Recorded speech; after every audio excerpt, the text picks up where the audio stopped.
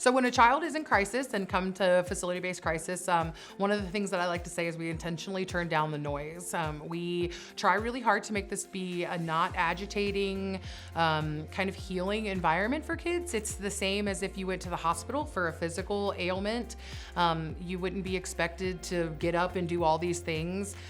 You would be given the time that you and space that you needed to rest so that you could heal. So we try to mimic that as much as we can in our setting. We do have a schedule and a lot of group activities. The schedule is a super part of the therapeutic process. Having routine is something that's regulating to your brain. So it's something that helps throughout here. So while a kid is here for their 7 to 14 days, we try to give them the space they need to heal, the space that they need to feel comfortable approaching adults, and recognizing when they need help so it doesn't get to that point in the future. And then we use a lot of different modalities like motivational interviewing, cognitive behavioral therapy.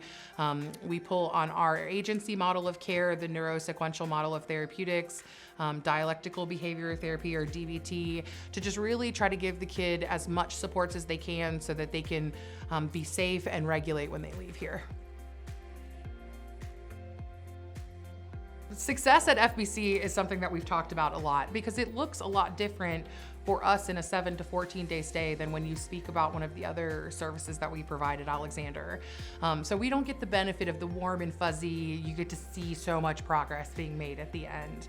But what I really like to tell people is that the first step in your journey is as important as the last step across the finish line.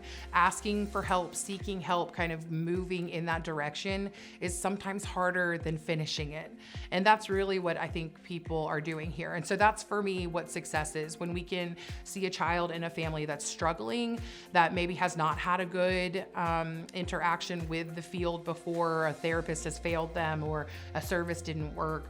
We're able to kind of reignite that hope for a family and then get them on a path towards wellness that they really need. And so for me, that's what's successful here.